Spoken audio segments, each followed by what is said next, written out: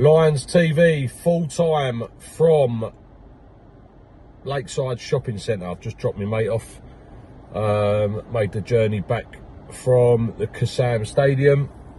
I can't remember whether I said the result, but where it finished, Oxford United 1, Millwall 1. It was a really, really difficult game to watch. That really, really difficult game to watch. I thought that Oxford were really poor, and I feel we sort of dropped down to their level. We dominated the game, or we dominated the first half at least, but without really causing too much trouble to them. But you could, even as a neutral, if you watch that game, you'd go, Millwall going to wipe the floor with these. This is going to be an easy game. It's an easy 3 points. So I think I remember at half time updating Joe O'Mara on it, going, you know, we're going to score a couple of goals here in the second half. Put this game to bed. Good positive. Tanganga got a goal, which me and Dan had at 18-1. So that was good. I honestly thought we was going to push on in the second half. I thought this would be great. You know, they're shooting down our end at that piss poor stadium that they've got.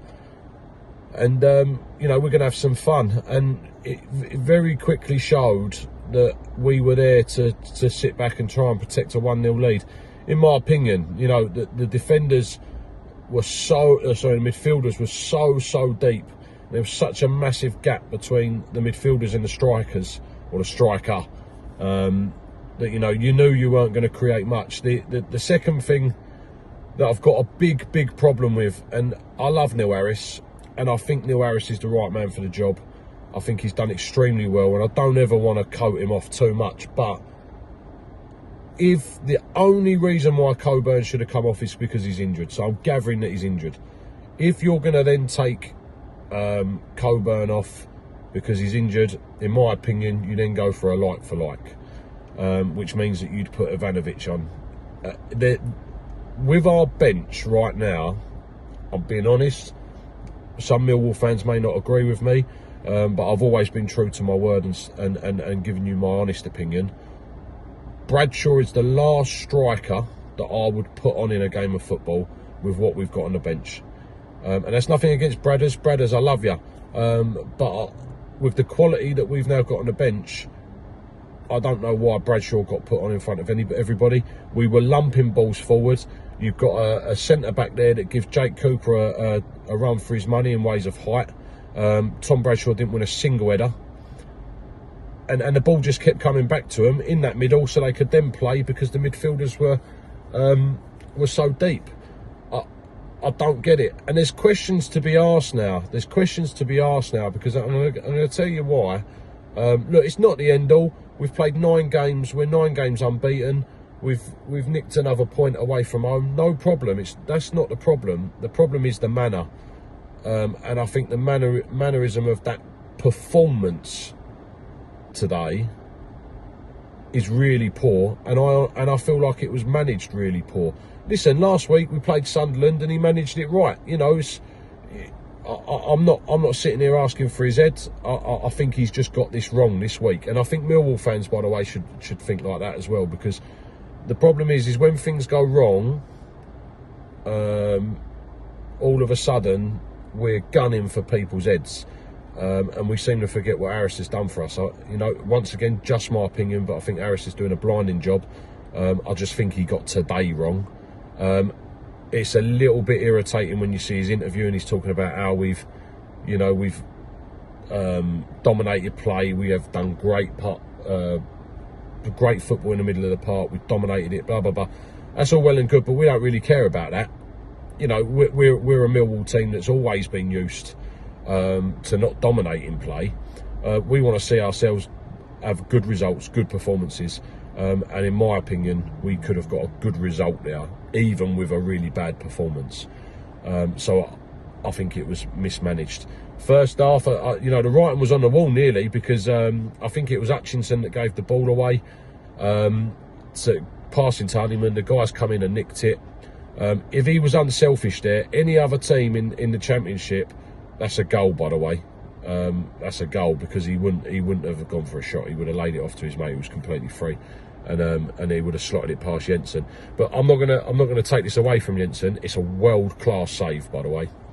I haven't been able to see it again other than in real time, and obviously on the TV, that little TV that they've got, a bigger TV at home than what they've got on their stands. It's horrendous, but for me it's a world-class save. But look, neither goalkeepers had much to do. It's really disappointing, and Neil, I know you watch these, so I'm just going to say it's really disappointing. There was, what, 1,500 Portsmouth fans that travelled to Portsmouth on Wednesday night to not watch their Millwall team play, and then probably most of them same supporters travelled to Oxford today, and all they wanted was a performance, and all they wanted was you know, a bit of grit, determination. And I'll be honest with you, I think the boys looked tired today.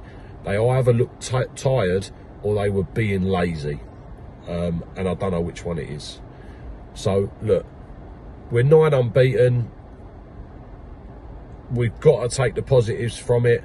Coventry, apparently, by all accounts, played really shit today. Let's hope that we don't get dragged down against Coventry. Let's go, keep doing what we're doing. But I am going to say this, and again, I know I'll get a lot of shit sometimes for the things I say, but I live and die by my sword.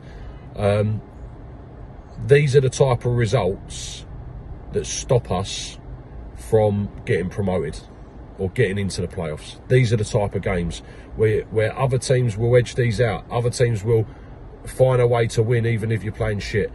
But you've got to work something out here, because something don't smell right for me.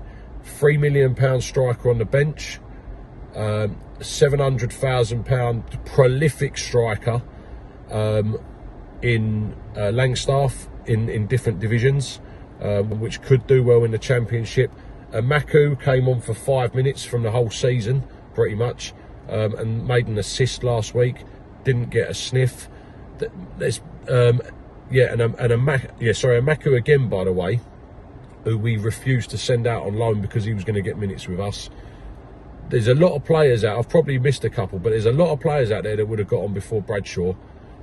And I'm sorry, Bradders, you didn't deserve to get on in front of them. And Bradders being on is half the reason why we then didn't do too well in the second half, because he won nothing. He hasn't got the pace anymore. He hasn't got the strength anymore. And I'll be honest, again, as much as I love him, Wrexham would have been a good move for him this season. But anyway, look, onwards and upwards. I'm not overly angry. I think we should have got a result, could have got a result, but it wasn't managed right today. Is what it is. And we'll move on to Saturday. Come on, you Lions.